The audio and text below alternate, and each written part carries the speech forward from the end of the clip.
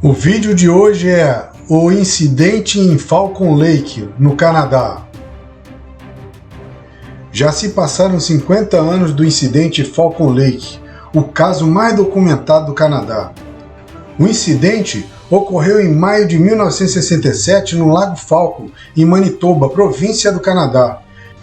Stefan Michalak teve queimaduras em decorrência deste contato, como veremos mais à frente.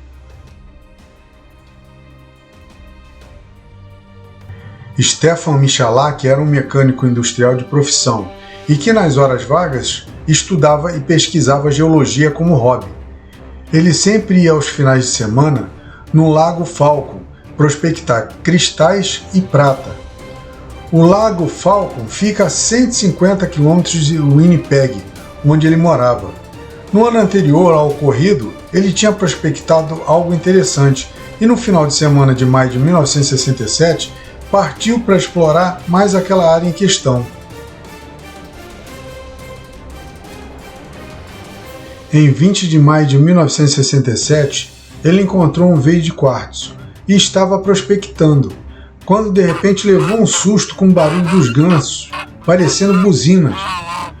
Observando os gansos, ele viu que eles estavam estressados, então olhou para cima pensando ser um gavião ou águia que tivesse assustado os animais. Só que quando ele olhou para cima, viu dois objetos em forma de charuto, com um brilho avermelhado, pairando a cerca de uns 45 metros de onde ele estava. Um dos UFOs desceu assumindo a forma de um disco, e o outro ficou alguns minutos pairando e depois foi embora. Assustado e curioso ao mesmo tempo, foi se aproximando do objeto pela mata. Pensando em ser um projeto secreto de uma aeronave militar, ficou olhando de longe e esperando mais ou menos uma meia hora, quando resolveu se aproximar mais do estranho objeto. Ele emitia um ar quente e com cheiro de enxofre, fazia também um chiado tipo ar comprimido. Chegando mais perto do UFO, ele notou uma porta que dava para ver luzes brilhantes em seu interior e ouviu o som de conversa vindo lá de dentro.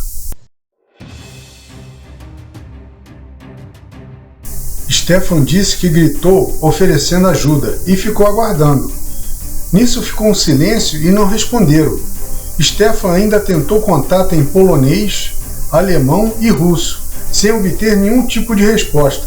Somente o zumbido e o barulho do ar comprimido permanecia. Então ele foi mais perto da porta para tentar ver melhor o UFO e notou que ele era todo liso, sem nenhuma marca de solda, parafuso ou rebite. Ele olhou o UFO pela porta colocando seu óculos de proteção. Lá dentro, Stefan observou que havia painéis com luzes coloridas, que piscavam incessantemente, mas não viu ninguém. Quando ele se afastou da porta, ela se fechou completamente, como se não existisse. Ainda perto do UFO, ele tocou sua superfície metálica, o que ocasionou o derretimento das pontas de sua luva que usava no momento. Assim que tocou no UFO, ele começou a girar no sentido anti-horário. Nisso ele viu mais uma porta ou grade na lateral cheia de orifícios, que conforme girava chegou perto dele e de lá saiu um jato de ar ou gás quente que o empurrou para trás e queimou sua camisa e boné, que ficaram em chamas. No desespero para apagar e tirar o boné e sua blusa, a nave partiu em alta velocidade e desapareceu. Queimado e com náuseas, Stefan saiu de lá tropeçando e fraco, até que conseguiu chegar de volta a seu quarto no motel em Falcon Lake, pegando um ônibus mais tarde e voltando para Winnipeg. Ele foi tratar de sua queimadura no peito e no estômago. Mais tarde elas viraram a ferida com um desenho de grade, que ficou semanas, deixando ele com diarreia, desmaio e perda de peso. Stefan Michalak morreu em 1999, aos 83 anos de idade, e sempre achou que não devia ter contado nada a ninguém. Mas a preocupação dele era se outra pessoa passasse pelo que ele passou, e ele queria evitar isso. Por conta do acontecido e da notoriedade do caso, Stefan teve outros problemas. Ele era frequentemente investigado por autoridades, sua família sofreu condenações e críticas públicas, seu filho sofreu bullying na escola. Foi um sofrimento familiar que, se ele soubesse, ele teria evitado.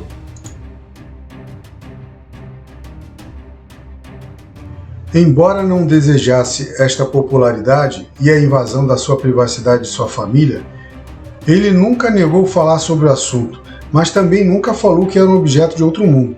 Sempre achou ser uma aeronave militar secreta ou um projeto secreto. Toda vez que era perguntado sobre o UFO, ele relatava tudo com os mínimos detalhes, mas se perguntassem a ele o que ele viu, ele sempre dizia que não era extraterrestre, por não ter nenhuma evidência que provasse o contrário. Ele baseava sua resposta no seguinte: eu não tenho a mente tão fechada a ponto de não acreditar de ser de outro mundo, mas sem provas fica difícil, disse Stefan. Todos os itens que tiveram contato no dia do acontecimento foram recuperados e submetidos a uma extensa análise no laboratório criminal do que seria a Força Aérea Canadense, a RCMP. Ninguém conseguiu determinar o que causou as suas queimaduras. No local do pouso havia um círculo de 4,5 metros de diâmetro sem nenhum tipo de vegetação nascendo, totalmente limpo. As roupas e amostras do solo foram testadas e analisadas e consideradas altamente radioativas. Inclusive, pedaços de metal foram encontrados nas rochas e continham radioatividade mesmo um ano depois do ocorrido. Por todas as provas e exames feitos tanto no Stefan como em sua família, nada foi encontrado e seu relato nunca mudou, abonando ainda mais o acontecimento e fazendo dele o caso mais investigado da ufologia canadense. Foi o caso mais investigado e por vários níveis do governo. A conclusão final é que não tinha uma explicação lógica pelo ocorrido, informou o governo. Inclusive a Força Aérea Americana concluiu o mesmo. Isso também foi comentado e observado por Rutkovski, um ufólogo respeitado do Canadá. E aqui termina um importante relato da casuística ufológica canadense, que é pouco divulgada. Então, gostaram? Deixem um like, se inscrevam, ativem o sininho e eu mais uma vez agradeço e valeu!